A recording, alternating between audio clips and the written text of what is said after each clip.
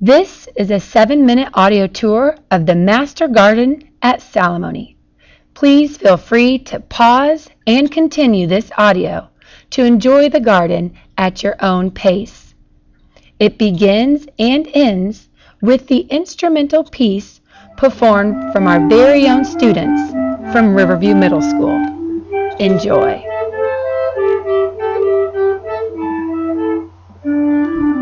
Hello and welcome to the Salamone Master Gardens.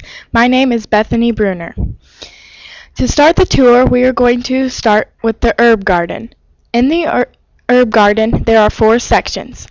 The first section is the culinary. Culinary plants are in food to make them taste better. The second section is the dye.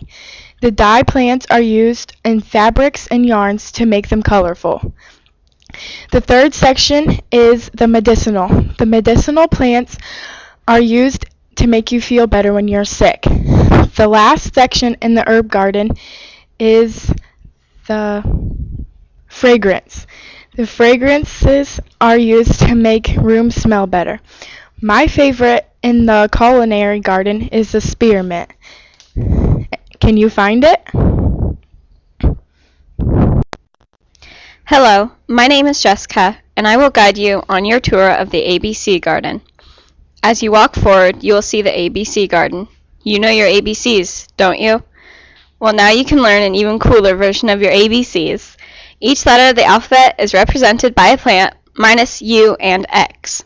My favorite letter in the alphabet is S, which is represented by snapdragon. Snapdragons got their name because they look like a dragon opening and closing its mouth. Another neat plant is feverfew. What letter does feverfew represent? That's right, it represents the letter F. Good job! Feverfews help reduce fevers, which is how it got its name. Now the tour of the ABC garden is coming to an end. Please walk towards the shrubs and perennials. Once you exit the shrubs and perennials and you look to your left, you will see the grasses. The grasses are the little bluestem and the Indian grass. Right behind the grass is a compost bin. A compost bin uses dried up grass clippings and then it breaks down into waste and then it'll be used as fertilizer in the garden. Hi, my name is Sarah. The native plant garden contains plants native to Indiana, which means they are naturally from Indiana. A couple examples of these plants are butterfly milkweed and the really pretty pasquet flower. Did you know humans aren't the only ones who enjoy these plants? Many bugs and insects love them too.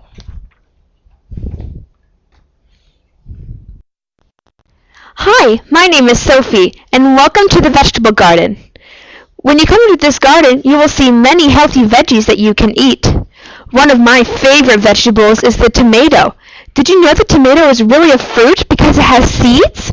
One thing that happens a lot in the vegetable garden is photosynthesis, which means that the plants are taking the sun's energy and turning it into food so that they can live. Now you're coming to the everlasting garden. The everlasting garden plants... Stop. Just let it go like that. Keep it going. And just pause and start again. Welcome to the everlasting garden. The plants in the everlasting garden are plants that can last all year long, even in the cold winter. My favorite everlasting garden plant is the yarrow because it looks like a tree and a dandelion. Can you find it?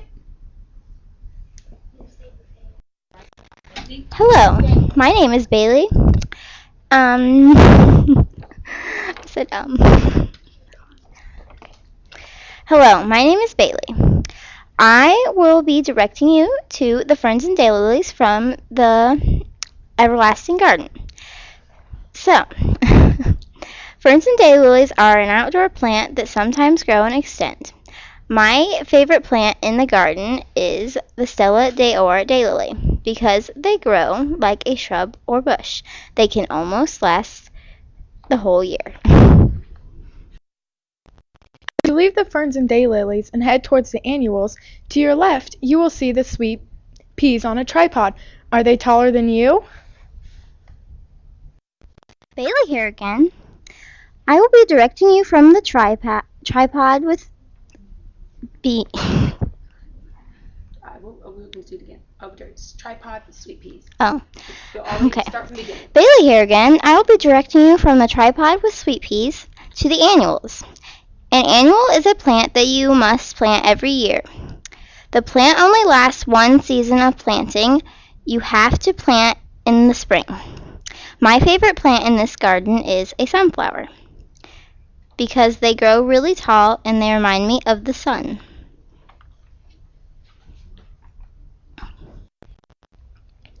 Now let's go to the annuals and perennials.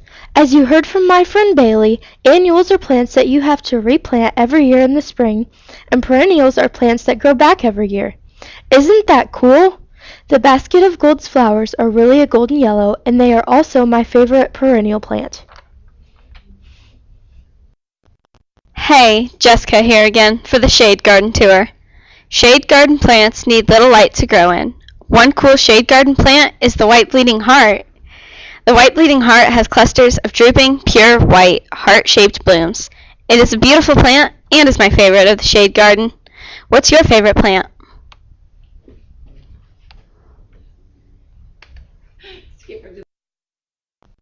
The place you are currently standing in is part of the butterfly garden. The butterfly garden has butterflies go there and they are attracted to the milkweed. Can you find it? Monarch butterflies go to the milkweed and lay their eggs. This is a great example of an ecosystem. As you leave, please take one final look at the woodland garden to your left. What's your favorite plant? Thanks for touring!